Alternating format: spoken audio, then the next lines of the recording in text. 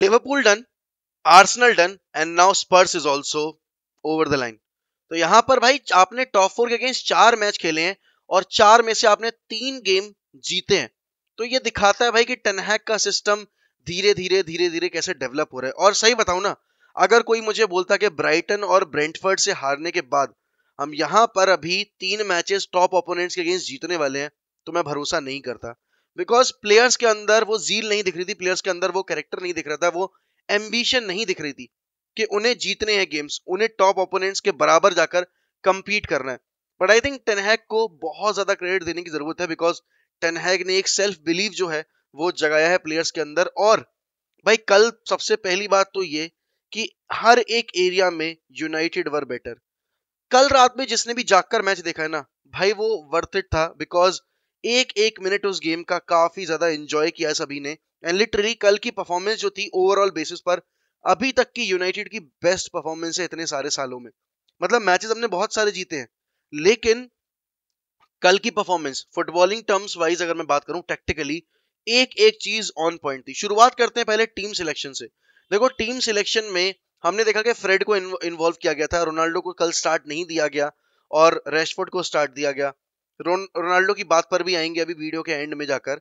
But पहले team selection में अगर मैं फ्रेड का इन्वॉल्वमेंट देख रहा हूं और मुझे सामने वाली टीम में अगर 3 मिडफील्डर्स ऐसे दिख रहे हैं जो कि थोड़े डीप लाए खेलते हैं, और खासकर बिसूमा और आपका जो हॉयबियर है वो प्रॉपर होल्डिंग मिडफील्डर की तरह ऑपरेट करेंगे डबल पिवट में। तो यहां पर मुझे देखना है कि यार इतनी जो कॉम्पैक्ट बैकलाइन है इनकी, 5 बैकलाइन पे खेल रहे हैं, फिर 2 होल्डिंग मिडफील्डर्स खेल रहे हैं, तो मुझे बिटवीन द लाइन खेलने वाला प्लेयर चाहिए। Eriksen is unfit, McTominay between the lines खेल नहीं पाता है, तो कौन सा ऐसा प्लेयर है जो कि एनर्जी लाएगा, वर्क रेट लेकर आएगा और साथ ही साथ बिटवीन द लाइंस वाली क्रिएटिविटी लेकर आएगा। तो आपके जुबान पर सिर्फ एक ही नाम है अवेलेबल प्लेयर्स के तौर पे, और वो है फ्रेड। एंड फ्रेड ने कल जिस तरीके से भाई मुझ जैसे क्रिटिक्स को जवाब दिया है ना भाई, वो लाजवाब है। और देखो अगर ऐसे मेरे प्लेयर्स मुझे गलत साबित करेंगे, मैं हर हफ्ते गलत साबित होने को तैयार हूं।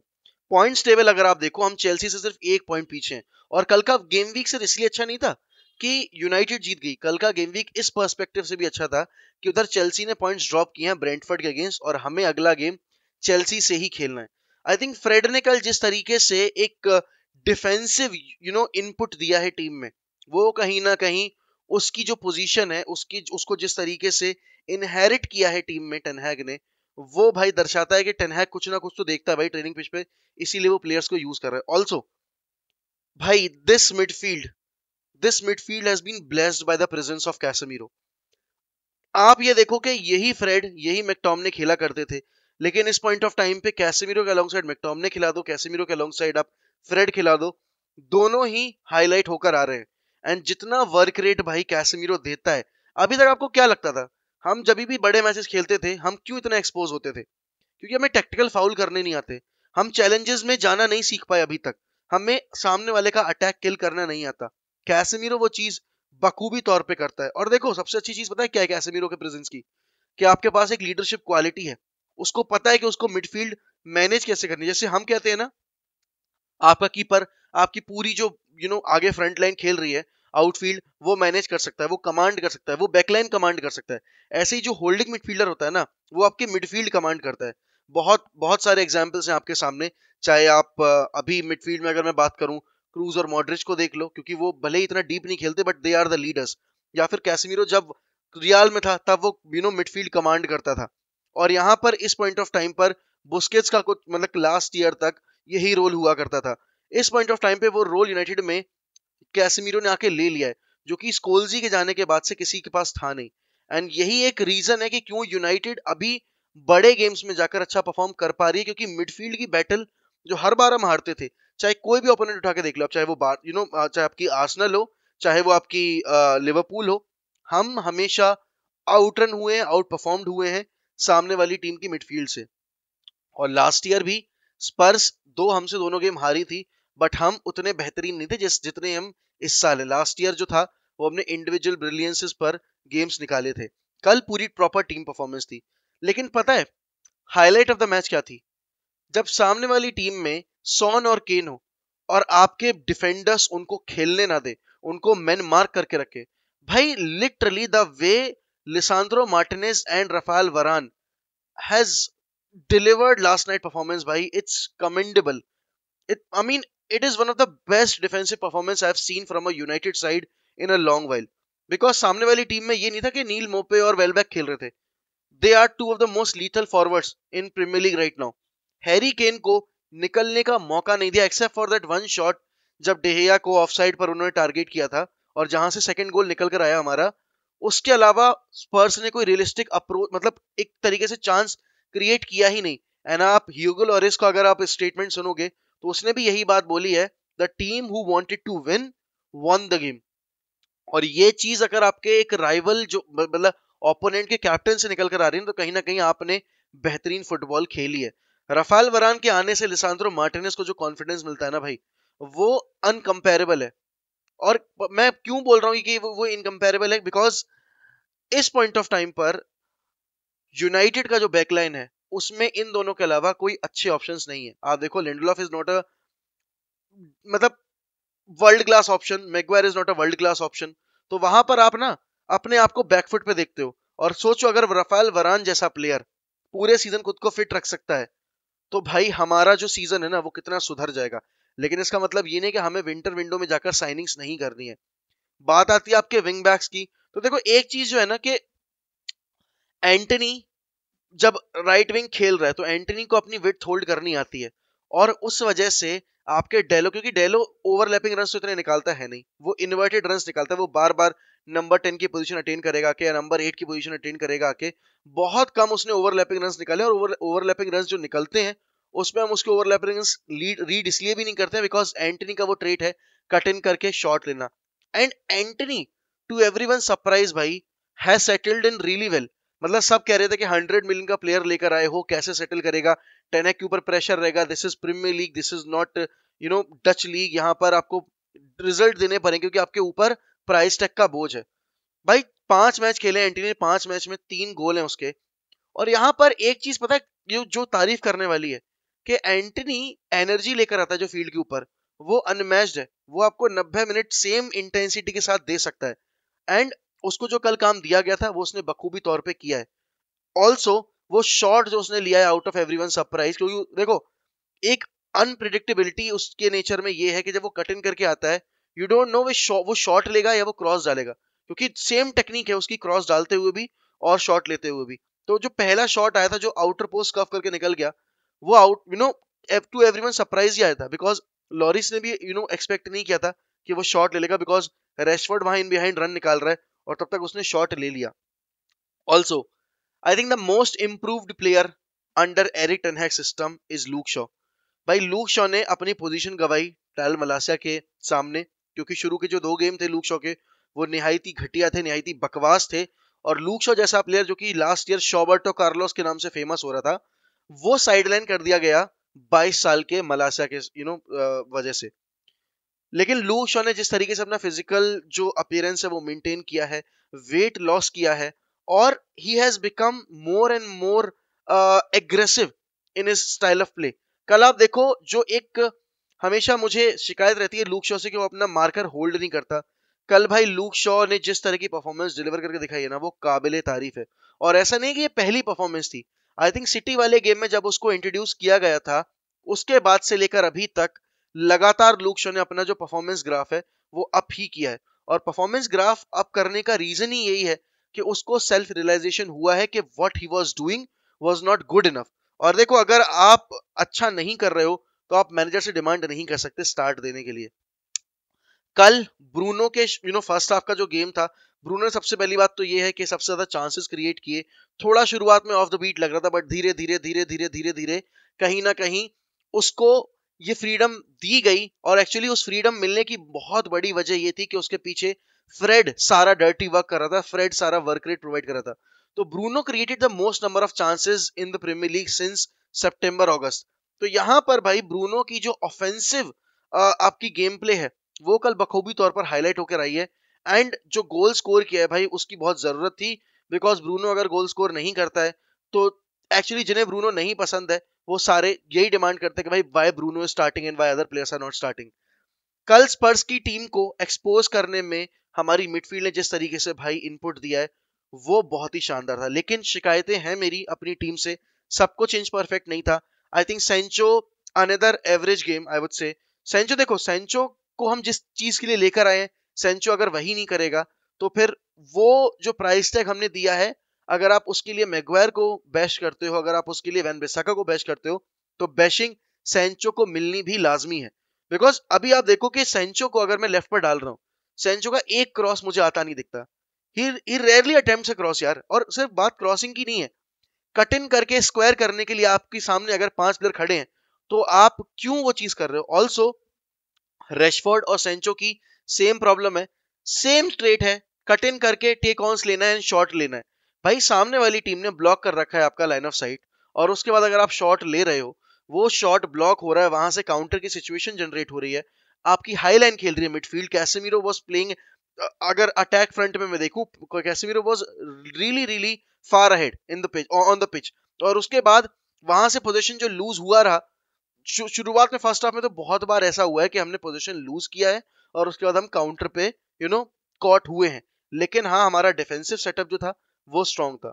सेंचो, आई थिंक सेंचो को बेंच करना या फिर सेंचो को ये रियलाइज करवाना बहुत जरूरी है, जिस तरीके से आपने शॉ को रियलाइज करवाया है, जिस तरीके से आपने बाकी प्लेयर्स को रियलाइज कराया है कि if you are not performing you will not be use. तो वो कहीं ना कहीं आपको सेंचो के साथ भी करना पड़ेगा, because Sancho I think is more comfortable now, क्योंकि उसको ये लग रहा है कि वो कैसा भी खेलेगा उसको बार बार मौके दिए जाएंगे, and I think that's not the right way to go about it.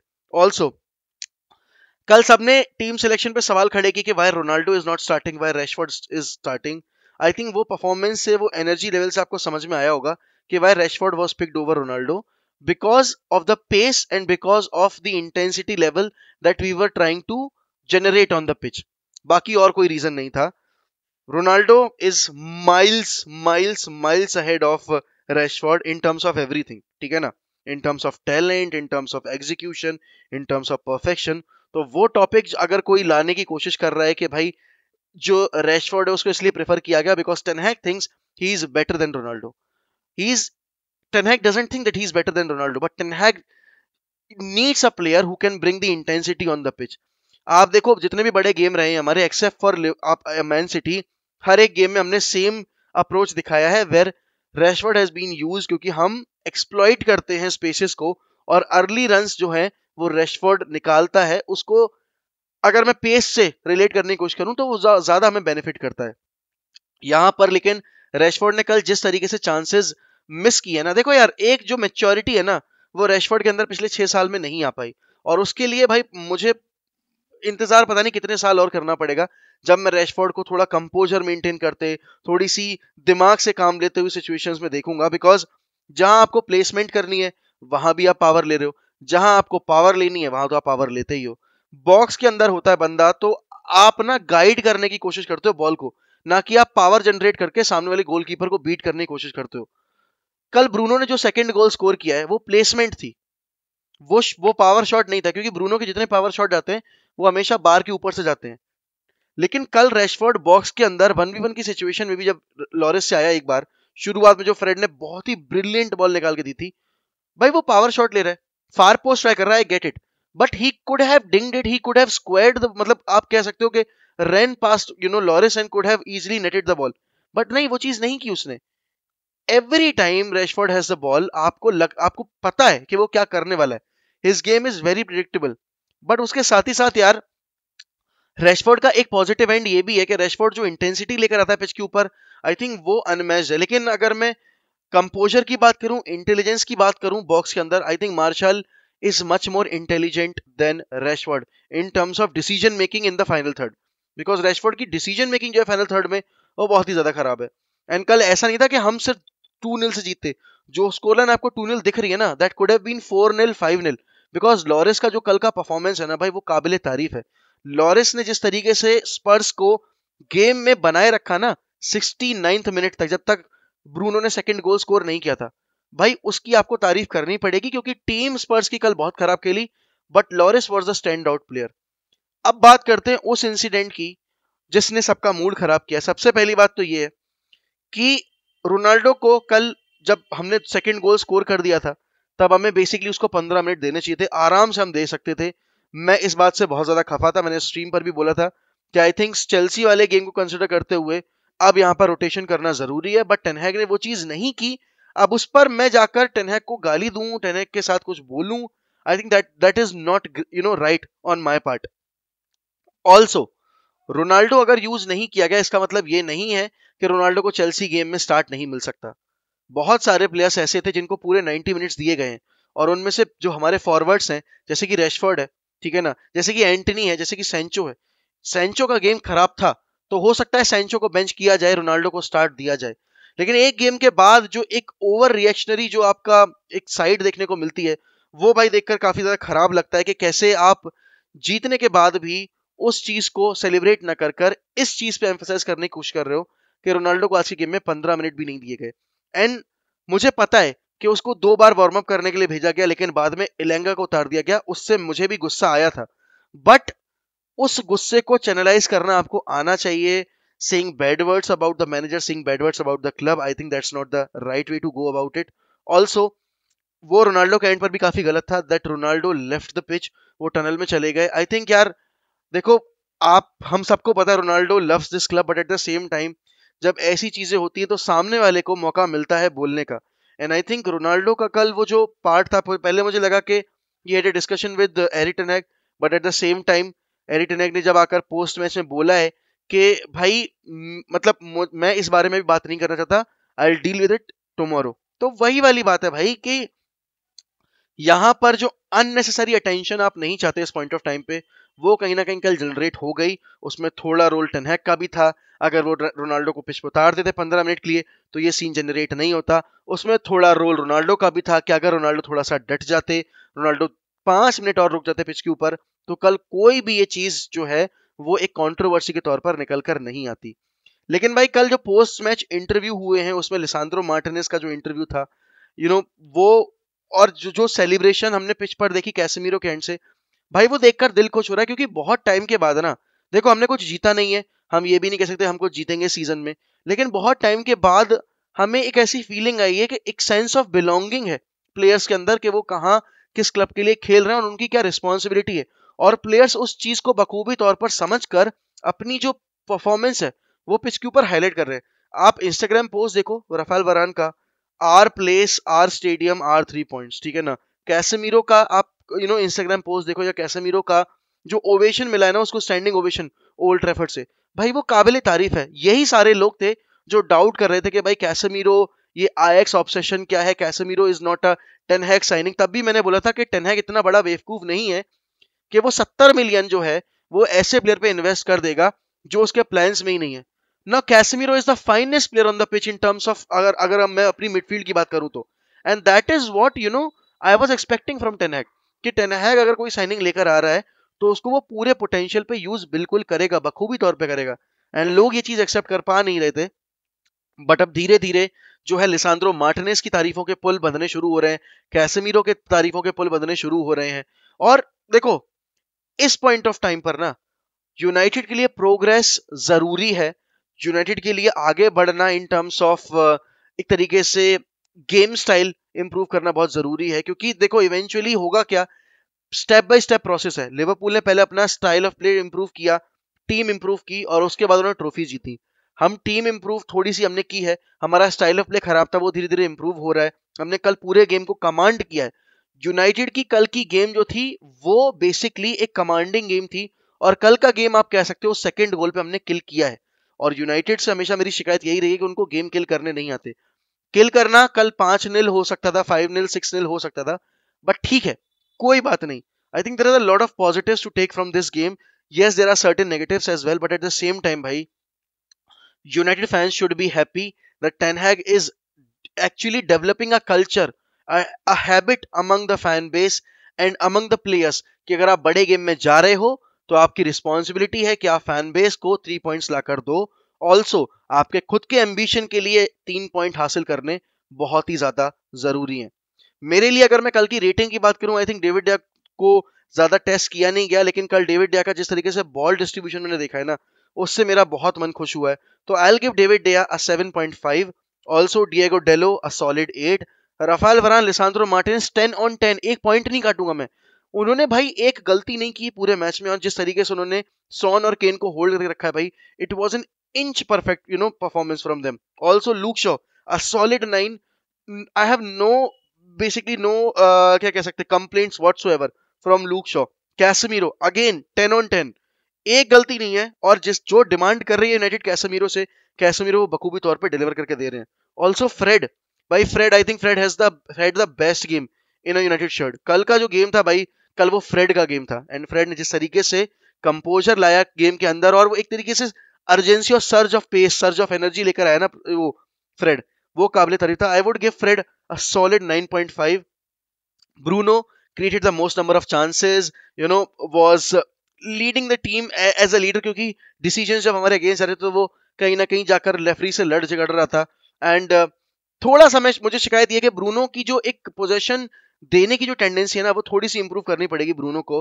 But apart from that Bruno was good, and for that I will give him 8.5. Also यहाँ पर अगर मैं आगे फ्रंट लाइन की बात करूं, Antony I would give him 7.5, because Antony के and से जो हमें चाहिए रहता है वो एंटनी प्रोवाइड किया, बट अल्टीमेटली जो एक एक्स्ट्रा इनपुट की डिमांड रहती है वो नहीं था. Sancho I would give him 6 भाई.